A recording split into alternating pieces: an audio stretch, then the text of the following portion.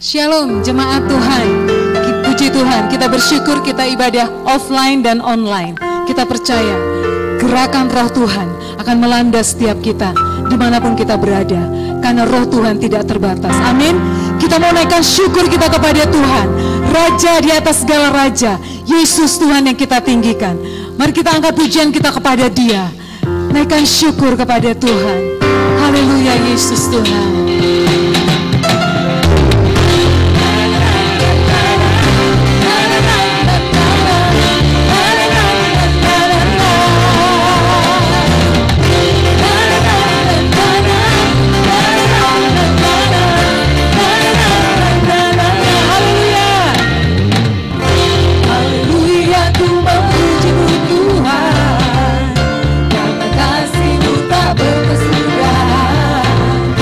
Yang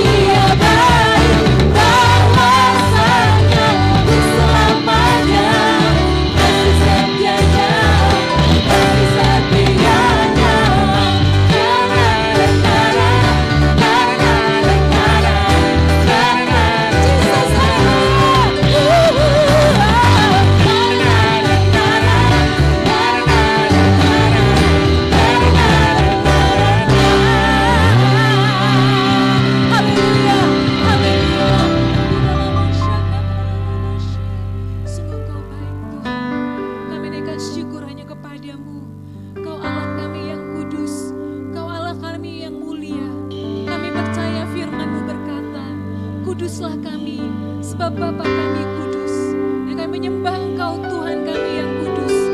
Kami percaya kekudusan-Mu memenuhi umat-Mu di tempat ini, juga di rumah-rumah, di dalam nama Yesus. Haleluya, haleluya. Ajar Yesus. Amin Tuhan. Naikkan sembah kepada Tuhan. Yes.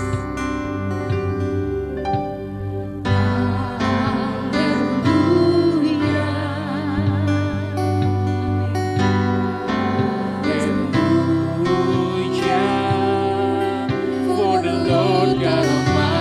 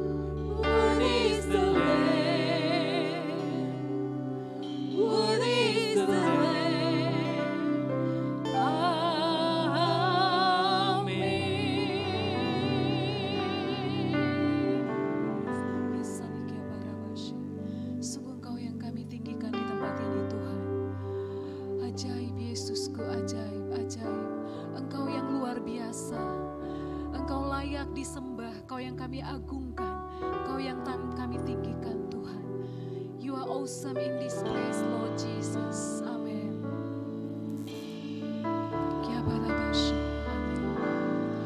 You are awesome in this place, mighty God.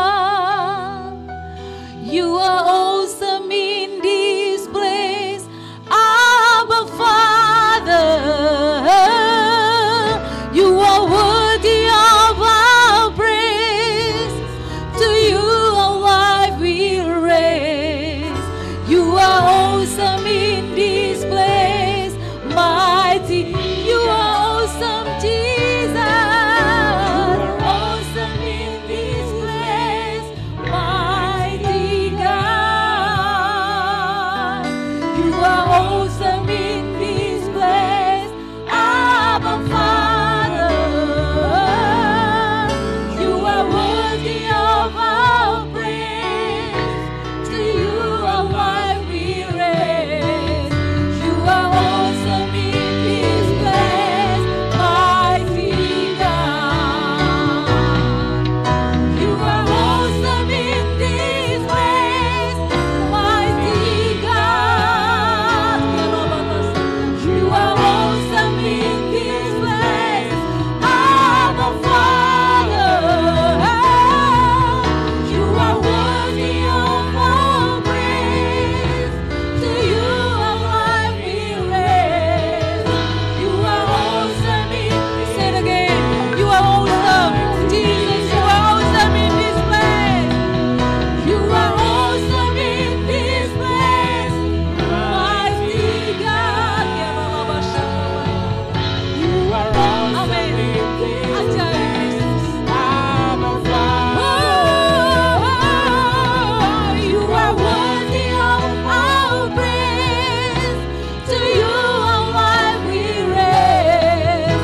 You are awesome, Jesus. There is none like you. You are awesome. You are awesome in this place, mighty God. You are awesome in this place, Abba Father. You are worthy of our praise. To you our life we raise. You are awesome in this place, mighty God. You are awesome in this place, mighty God. You are awesome in this place, mighty God.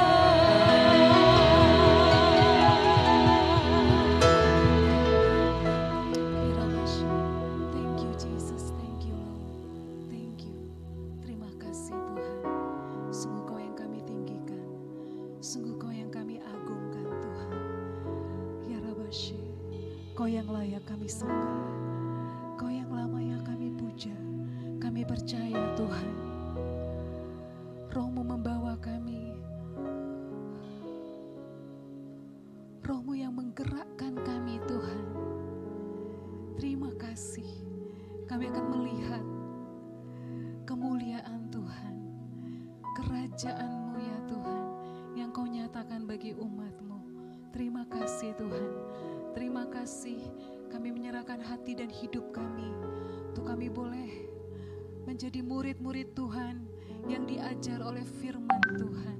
Dan kami percaya Roh Tuhan terus berbicara, membawa kami, membangun kami ya Tuhan. Dan kami percaya Kau yang mengurapi hamba-Mu, Kau yang penuhi hamba-Mu Tuhan. Terima kasih Yesus, terima kasih Bapa. Haleluya Tuhan, haleluya. Dalam nama Yesus, haleluya.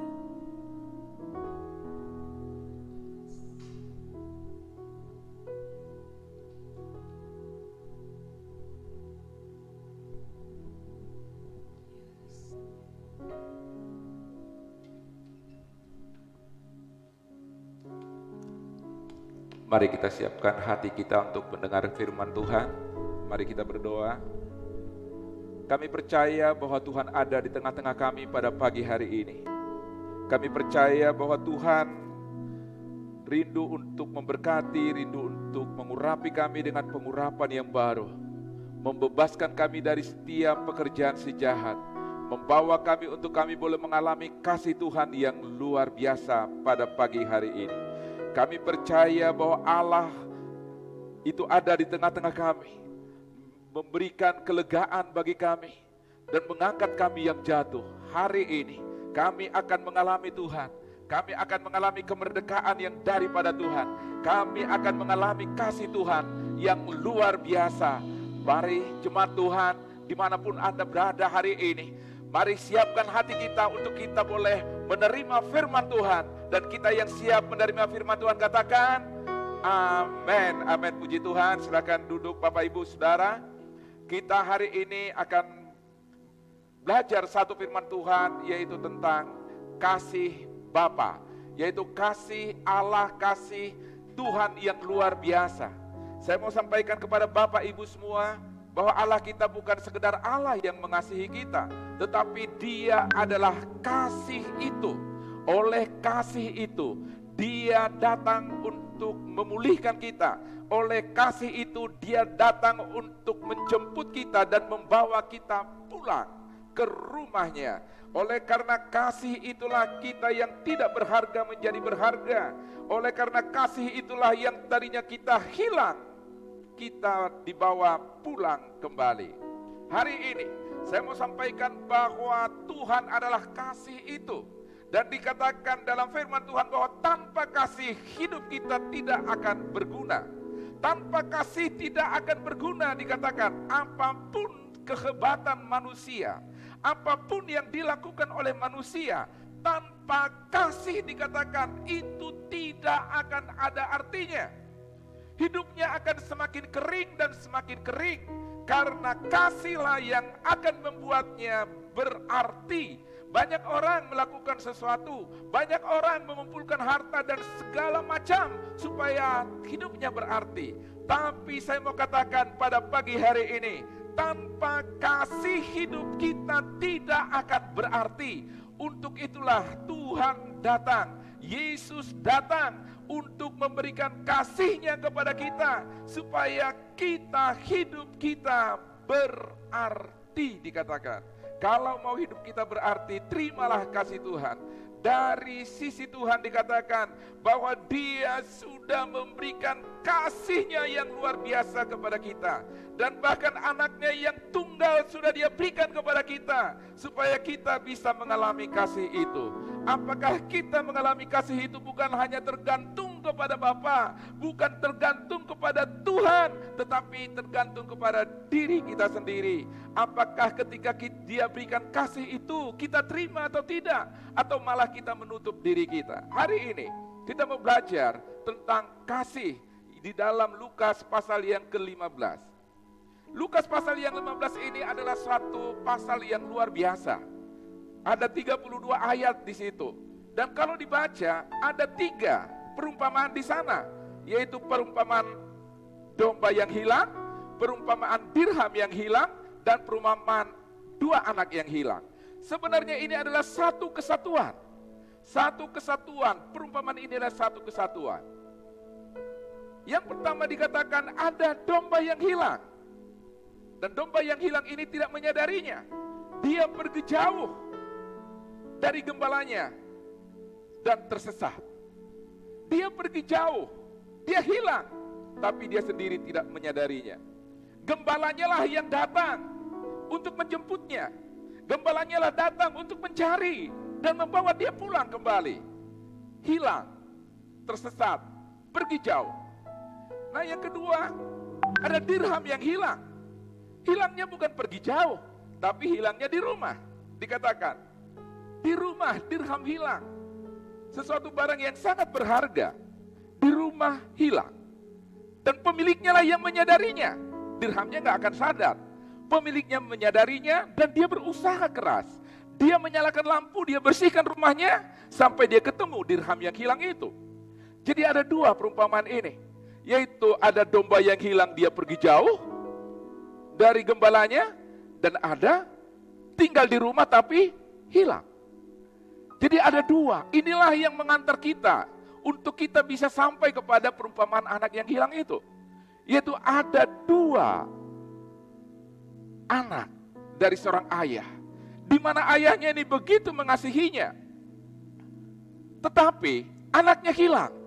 Satu hilang karena dia pergi jauh, dan satu lagi hilang di rumah.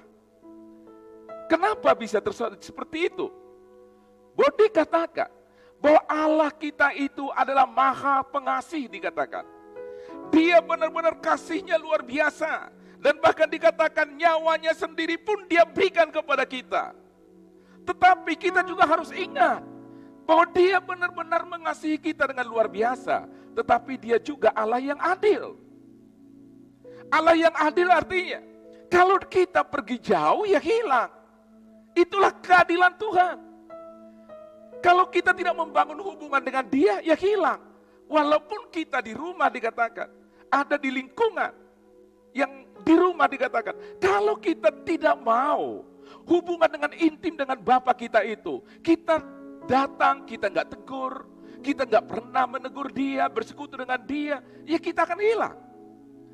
Jadi hati-hati, bisa saja hilang karena pergi jauh, dan bisa saja di rumah bisa hilang. Di tempat seperti ini bisa hilang. Kalau kita melakukannya bukan karena kasih Tuhan. Allah kita itu juga Allah yang maha besar dikatakan. Apapun dia bisa lakukan. Tapi Allah kita juga Allah yang maha dekat dengan kita. Hati-hati, jangan-jangan kita berpikir, oh karena begitu dekatnya kita dapat satu dispensasi. Melakukan kesalahan, melakukan dosa tidak apa-apa. Ingat bahwa Allah kita adalah Allah yang maha besar.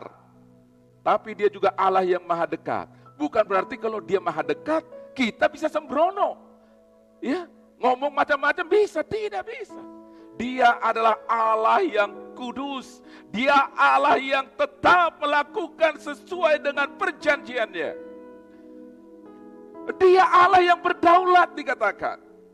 Dia Allah yang berdaulat dan dia menentukan alfa dan omega.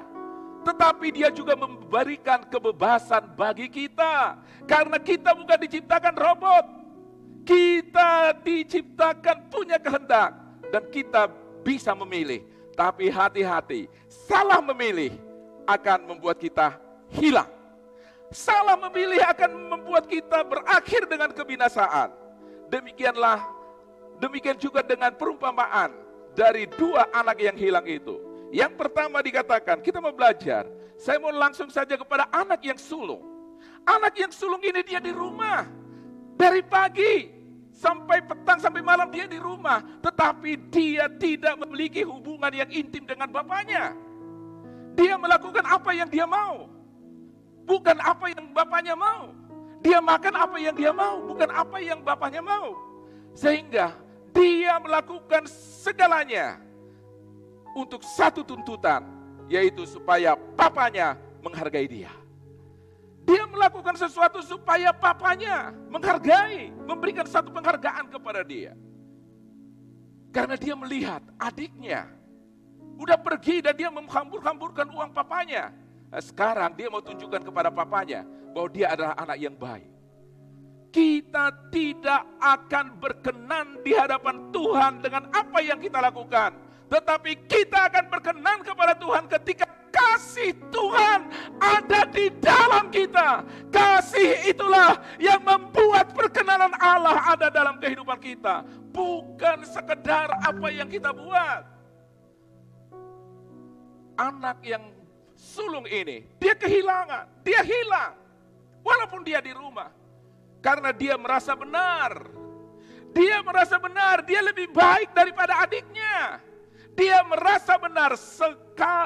Kalau kita sudah merasa benar, maka kita tidak akan bisa lagi menerima kasih yang sempurna, yang membenarkan kita yang daripada Tuhan. Dan anak yang sulung ini, dia marah. Dia melakukan sesuatu karena dia marah kepada adiknya. Dia ingat adiknya berfoya-foya di sana. Dia marah dan dia juga marah terhadap papanya.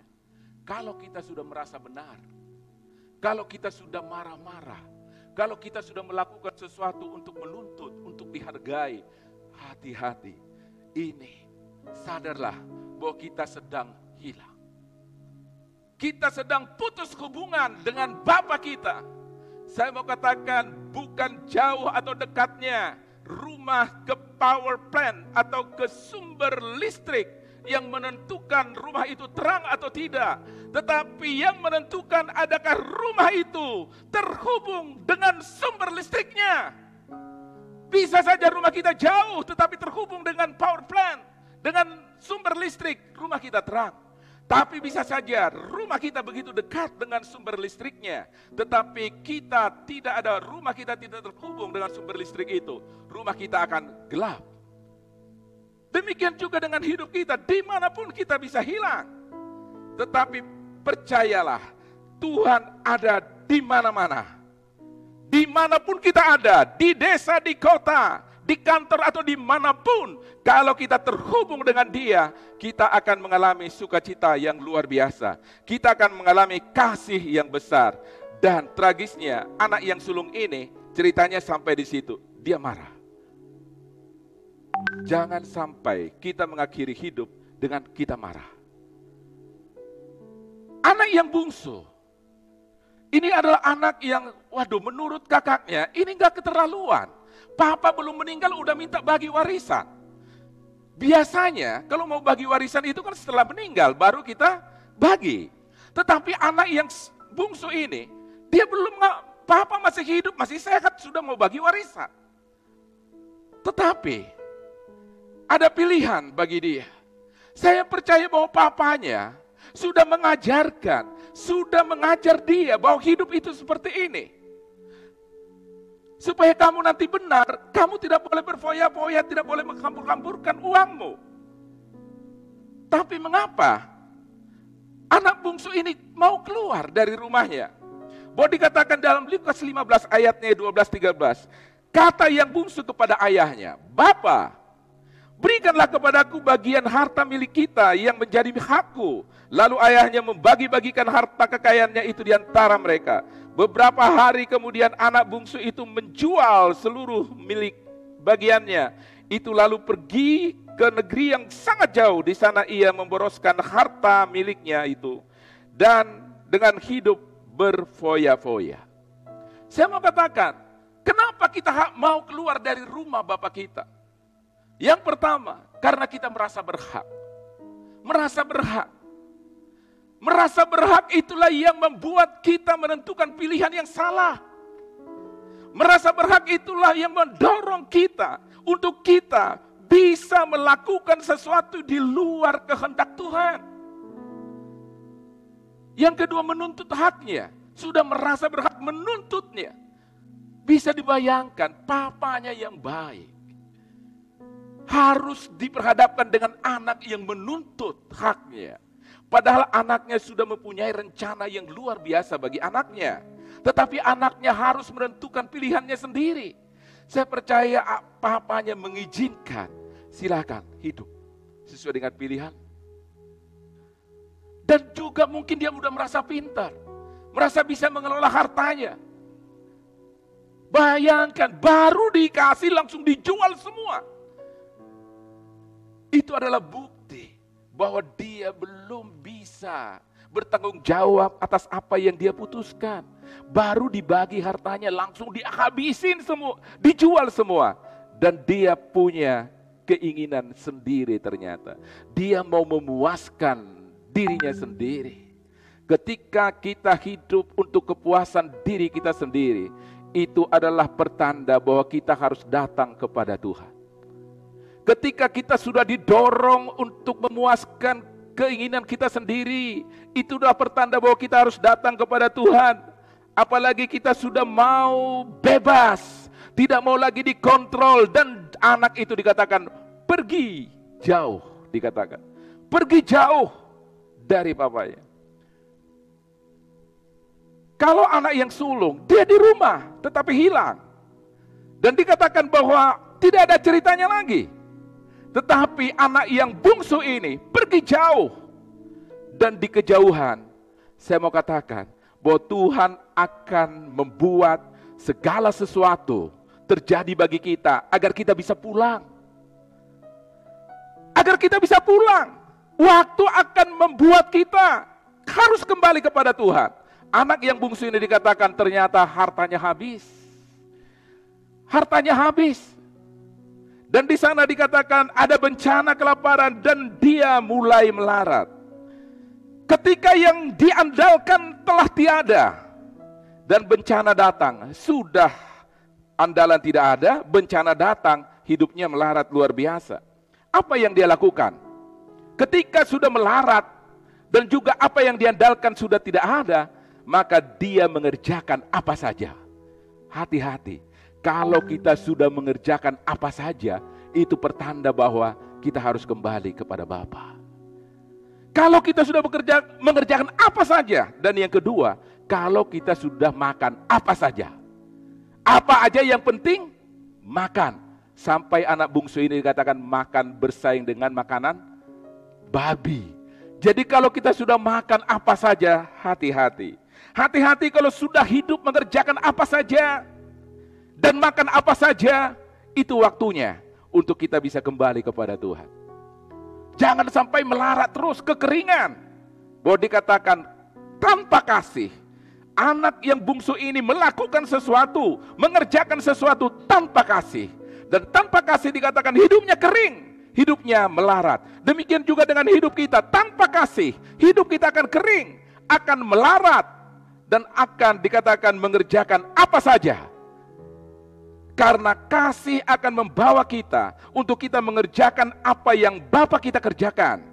Dan kasih itu akan membuat kehidupan kita berlimpah-limpah. Dikatakan ada kasih karunia yang melimpah bagi kehidupan kita. Luar biasa. Anak yang bungsu ini tidak stop sampai di situ. Bahwa ketika dia sudah terbentur, ketika sudah mengalami kemelaratan yang luar biasa, bahwa dikatakan firman Tuhan dikatakan dia mengingat bapaknya. Dia mengingat bapaknya dan dia sadar. Saya mau katakan kesadaran itu adalah awal daripada pemulihan. Kalau orang tidak sadar, dia tidak akan mengalami pemulihan. Dia sadar, dia teringat kepada bapaknya. Bersyukurnya anak yang bungsu ini tidak mencari jalan keluar ke tempat yang lain. Tidak mencari jalan keluar ke tempat yang lebih parah. Tetapi dia mencari jalan keluar hanya ada di rumah bapaknya. Bahwa masalah yang dia hadapi hanya bisa selesai ketika dia kembali kepada kasih Bapa. Dikatakan dia harus ke rumah. Bahwa dikatakan dia sadar. Dan ketika dia sadar tanpa menunggu banyak waktu, dia langsung bangkit dan kembali kepada bapaknya. Dia kembali kepada bapaknya tanpa menuntut apa-apa. Apapun yang Bapa lakukan aku terima. Biarkan aku menjadi upahan saja, dia katakan. Tetapi Bapa ini menunjukkan kasihnya yang luar biasa. Ketika anak ini pulang, bapaknya langsung melihat. Langsung melihat. Bapaknya tidak bilang kepada para pengawalnya, lihat dulu siapa itu. Suruh mandi dulu. Interview dulu apa-apa saja yang dilakukan. Udah diinterview, buat dulu masa percobaan di sana. Sebelum menghadap saya masa percobaan 3 bulan pemulihan dan segala macam. Tidak. Bapak ini langsung melihat, oh itu anakku. Dia langsung berlari. Dia langsung berlari dan dia langsung meluk anaknya dan menciuminya. Itulah kasih Bapa yang luar biasa. Bayangkan orang baru keluar dari kandang peternakan babi. Bapaknya yang luar biasa, dia langsung mengejar anaknya yang baru keluar daripada kandang babi ini. Luar biasa. Bukan hanya mengejar, tapi dia memeluknya. Dia tidak bertanya apa-apa lagi. Anakku sudah pulang. Anakku yang sudah mati, dia hidup kembali. Anakku yang sudah hilang, ku dapat kembali. Dia katakan bukan hanya itu saja, bukan hanya dipeluk baru dia, tapi dia katakan mari ambilkan jubah yang baru, jubah yang indah itu, untuk menutup semua kesalahan itu, untuk menutup semua apa yang telah dia lakukan itu. Katakan jubah yang indah itu, aku mau pulihkan anakku ini, kasih jubah itu. Bukan hanya sekedar jubah, tapi kasih cincin itu, cincin otoritas sebagai anak untuk menentukan apa yang harus dia kerjakan di rumah ini. Dan kasih kasut itu, kasut mengebarkan kebebasan, kemerdekaan bagi dia kemanapun dia di sini bisa. Dia pulihkan. Bapa yang baik. Di dunia ini dikatakan bahwa kasih Bapa kita itu lebih daripada itu. Lebih daripada itu. Dan dikatakan Bapa yang baik itu, dalam perumpamaan itu dia memotong lembu tambun dikatakan, untuk menandakan sukacita yang besar di dalam pesta itu. Dia harus pestakan anaknya ini. Demikian juga bahwa Bapa, kasih Bapa kita yang di surga lebih daripada itu. Dia menantikan kita kembali. Dan dia menantikan kita kembali untuk menghadap dia.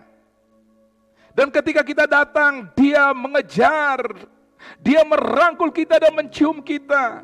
Dia pulihkan hidup kita, dia berikan jubah kebenaran bagi kita. Jubah pujian, jubah sebagai anak Allah itu diberikan kepada kita. Dia berikan otoritas, dia berikan kasut, dan dia berikan korban bagi kita untuk memulihkan seluruh kehidupan kita, yaitu korban Yesus di kayu salib. Yesuslah yang menjadi korban bagi kita. Dia yang menjadi jalan untuk memulihkan hubungan kita dengan Tuhan. Tidak ada cara yang lain untuk memulihkan hubungan dengan Tuhan selain menerima kasih Yesus itu. Mari Bapak Ibu, dimanapun kita hari-hari ini berada, tanpa kita memiliki kasih daripada Yesus, tanpa kita menerima kasih Yesus, kita adalah orang-orang yang terhilang. Mari saat ini, terima kasih Yesus dalam hidupmu. Terima kasih Tuhan, supaya engkau kembali kepada rumah Bapa kita. Dan juga engkau yang sudah mengalami Tuhan, ini waktunya engkau bisa menceritakan betapa kasih Tuhan itu akan memulihkan kita. Kasih Tuhanlah yang membuat hidup kita berarti. Kasih Tuhanlah yang membuat hidup kita berguna. Tanpa kasih itu, semuanya sia-sia. Mari kita mempraktekkan kasih ini di rumah kita masing-masing.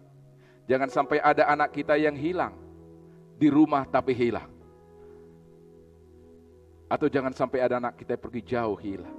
Mari kita semuanya berkumpul oleh karena kasih Tuhan. Dan lakukanlah segala sesuatu karena kasih itu. Jangan seperti anak yang sulung, dia melakukan bukan karena kasih. Dia ada di rumah bukan karena kasih. Tetapi jadilah seperti anak yang bungsu ini. Dia memang melakukan dosa yang banyak. Dia melakukan sesuatu yang banyak. Salahnya di hadapan Tuhan, tetapi dia sadar. Dia sadar. Dan dia mengaku. Dia mengakui. Ada orang sadar tapi dia tidak mau mengakuinya. Dan setelah dia mengakui, dia berbalik kepada bapaknya. Ada orang udah mengakui tapi dia tidak mau berbalik. Ketika kita sadar, mengaku dan berbalik kepada Bapa kita, itulah pemulihan yang sempurna itu. Mari Bapak Ibu, baik yang di rumah, ini waktunya engkau bisa menerima kasih Tuhan itu, yang memulihkan hubunganmu satu dengan yang lain, yang memulihkan hubunganmu terutama dengan Tuhan. Mari kita berdoa kepada Tuhan. Tuhan, terima kasih untuk pagi hari ini. Kami percaya bahwa Tuhan sedang mencari kami.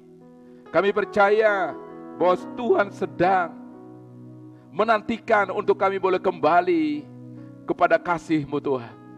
Kami percaya begitu besarnya kasih-Mu yang sudah berikan kepada kami. Dan bahkan Yesus yang sudah mati di kayu salib di bukit Golgota, itu adalah kasih-Mu yang sempurna untuk menebus, untuk memulihkan kehidupan kami. Hari ini kami mau terima kasih itu di dalam nama Tuhan Yesus Kristus. Hari ini kami mau terima kasih Tuhan. Dan hari ini kami mau melakukan segala sesuatu karena kasih-Mu yang mendorong kami. Karena kasih-Mu yang membawa kami untuk menyenangkan hati-Mu Tuhan. Mari, kalau kau mau mengalami kasih Tuhan di dalam hidup, engkau taruh tanganmu di dadamu, katakan, Tuhan, Aku mau mengalami kasih-Mu Tuhan. Aku mau kembali. Dulu aku hilang, aku mau pulang kepada rumah Bapakku. Dulu aku mati, aku mau hidup. Dan hidupku hanya ditentukan oleh kasih-Mu Tuhan. Kasih-Mu. Itulah yang menentukan hidupku Tuhan. Aku akan terhilang dimanapun aku berada kalau aku tidak memiliki kasih itu. Kasih-Lah yang membawa aku pulang. Kasih-Lah yang menghidupkan aku di dalam nama Tuhan Yesus Kristus. Terima kasih Tuhan, terima kasih.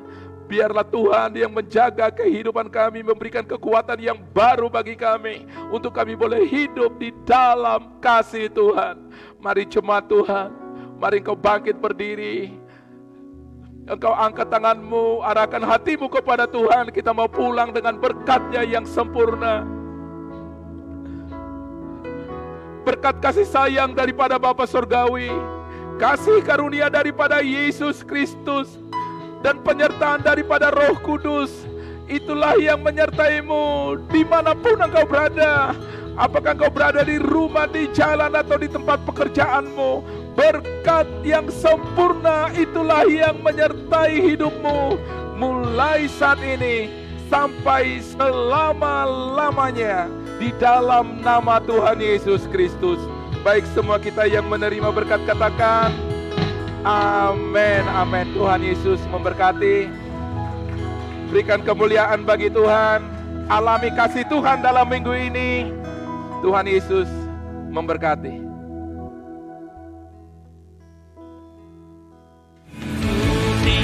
Demikian ibadah online GKKD Bogor untuk minggu ini.